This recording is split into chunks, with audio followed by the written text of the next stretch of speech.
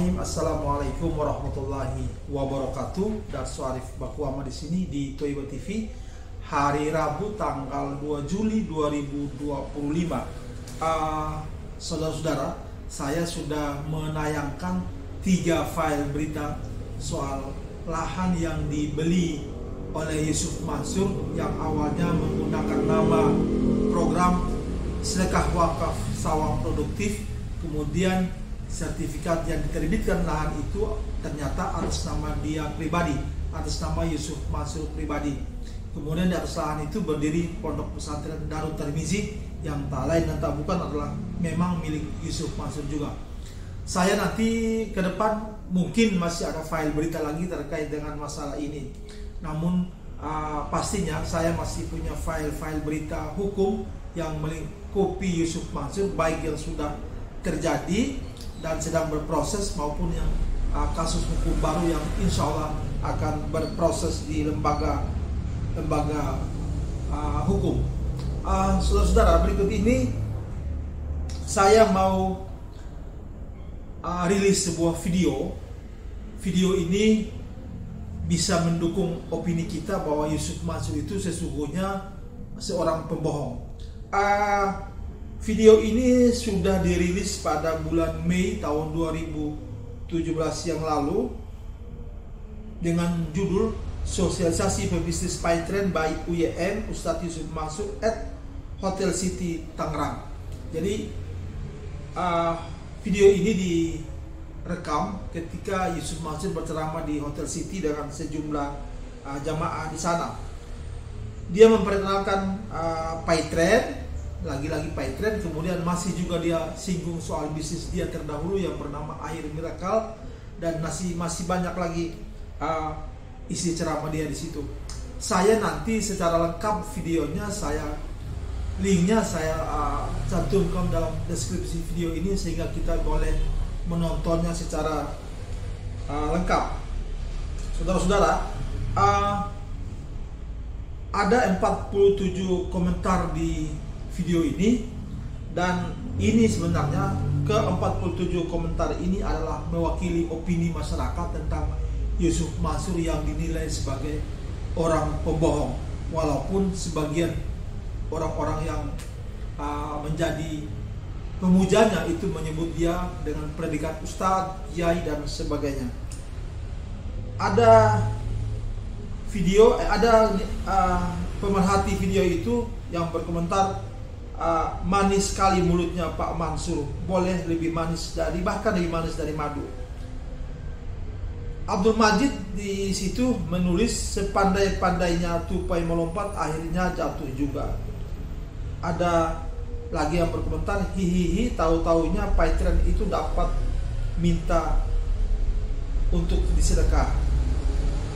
Kemudian, bohong itu semua tutur katanya demi marketing Paytrend. Saya meyakini kejadian Paytrend itu fiktif. Dan akhirnya semua pendapat tertipu. Dan akhirnya semua pendengar tertipu bualan si Ucup. Begitu ada komentar berikutnya. Ada juga yang berkomentar seperti ini. Ini dulu, maksudnya video ini dulu sudah berlangsung, sudah terjadi beberapa tahun yang lalu. Coba sekarang, kalau nggak kena tipu batu palanya, begitu. Ada lagi yang berkomentar, emang enak ditipu si Ucup. Nah, ada lagi kemudian yang berkomentar seperti ini. Lucu maksa orang ngenolin rekening, gantian lu dipaksa ngenolin harta lu, mau kagak? Sedekah harus dipaksa, kata lu. Apaan tuh? Itu komentar dari Saiful Jamal. Masih ada, ini Ustadz, dalil dan firman Allahnya kapan? Kok duit mulu yang diomongin? Jadi dalam ceramah itu, saudara-saudara, Yusuf Mansur memang, dan ini berlangsung pada semua ceramah-ceramah dia, tidak pernah dia mengulas hadis atau ayat-ayat Quran dengan pijakan atau dengan landasan ilmu. Semuanya berbicara soal hal-hal yang berkaitan dengan uang.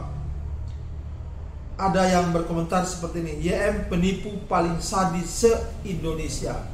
Saudara-saudara, nanti silakan membuka link videonya, kemudian silakan membaca sendiri komentar-komentar di situ. Kemudian Anda boleh berkomentar di videonya atau boleh kirim komentarnya kepada saya. Yang pasti video ini, saudara-saudara, adalah satu dari sekian banyak gambaran bahwa betapa Yusuf Mansur itu layak kita sebut sebagai seorang pembohong. Saudara-saudara, terkait dengan itu, Pak Ali Syarif kembali mengirimkan kepada saya sebuah opini tentang Yusuf Mansur, keadaannya sekarang. Nanti saudara-saudara, saya juga melampirkan statement atau opini Pak Ali Syarif pada video berikut ini, sehingga kita lebih paham tentang apa atau siapa sesungguhnya bos dari warung Stick and Stick ini. Saudara-saudara juga boleh bisa membuat video seperti apa yang telah dilakukan oleh Pak Ali Syarif, membuat opini Anda tentang Yusuf Mansur, dan boleh dikirimkan kepada saya dengan pesan suara. Nanti saya akan publish di video-video saya. Saudara-saudara, nanti pada video berikutnya saya kembali akan menghadirkan masalah-masalah hukum lain yang terkait dengan Yusuf Mansur. Semoga video saya kali ini bermanfaat bagi kita semua dan lebih memberikan data kepada kita bahwa siapa sesungguhnya Yusuf Mansur itu yang masih dipuja orang sebagai seorang ustadz, seorang kiai, dan lain sebagainya. Terima kasih sudah memperhatikan video saya, dan sampai bertemu pada video berikutnya. Billahi taufiq wal hidayah. Wassalamualaikum warahmatullahi wabarakatuh. Didatengin sama dia. Iya.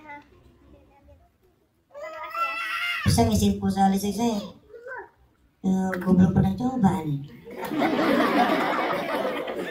Emang banyak orang yang udah punya pattern tapi nggak tahu bahwa itu punya mesin duit di dalam, itu nggak tahu. Banyak banget.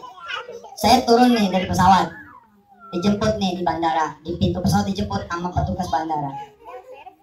Bangga banget mengatakan tuh bahwa dia tuh pattern. Jadi jemput saya tuh dengan handphone terbuka. Iya benar. Posat, pattern posat. Tapi dia cuma isi pulsa handphone. Nganterin saya nih, saya ke depan, sampai di mobil ada orang cium tangan sama saya, minta didoain. Posat doainnya, saya mau gosok ke terminal 2 dari terminal 3 tuh. Kenapa mau gosok, Pak? Saya ketinggalan pesawat, jadi saya harus beli tiket pesawat yang lain. Doain Ustaz. Saya bilang nih sama temen yang petugas bandara, ente bantu bapak ini beliin tiket pesawat. Emang bisa Pak Ustaz? Gila tuh, dia punya mesin duit. Orang mau bayar berapa aja loh Pak. Apalagi kita kan nggak perlu bayar berapa aja, bayar apa adanya Pak. Ya kenapa? Karena kita dapat cashback kan. Cukuplah dengan cashback itu, cukup dengan fee transaksi itu. Dan abis itu kita dapat dia Pak. Pak, besok-besok bayar sendiri aja Pak, beli sendiri aja Pak, asik kan? Tapi dia nanya, emang bisa? Saya bilang bisa, ajarin. Alhamdulillah, dieksekusi hari itu juga. Iya benar, ini kan luar biasa Pak. Yang lebih lucu lagi, tempo hari ada masjid namanya Fikrul Akbar. Kan udah saya Instagram itu. Satu masjid ikut petren. Tapi dia ikut petrennya kayak ente pada. Karena cinta. Karena sayang sama ustadznya. Iya kan? Oh iya loh, saya ini punya pasar yang tidak dimiliki orang lain. Saya punya pasar yang tidak dimiliki sama orang lain. Satu, pasar kasihan. Kasihan tuh si ustadz jualan beli apa? Pasar kasihan. Oke? Yang kedua, pasar nggak enak. Nggak enak tuh nawarin dulu si ustadz. Yang ketiga, pasar sayang. Karena sayangnya dia, karena cinta dia beli tanpa dia tahu bahwa barang yang dibeli ini hebat. Nah, pasar keempat namanya pasar coba-coba. Ustaz yang kehilangan jamaahnya. Oleh Ali Syarif. Ada orang-orang yang lebih dulu percaya sebelum sempat berpikir. Mereka datang ke pengajian bukan untuk menguji logika, tetapi menaruh harapan.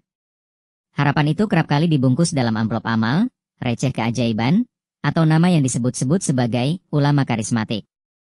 Di situ, pada posisi yang tinggi, berdiri Yusuf Mansur. Saya ingat ceramahnya yang viral itu.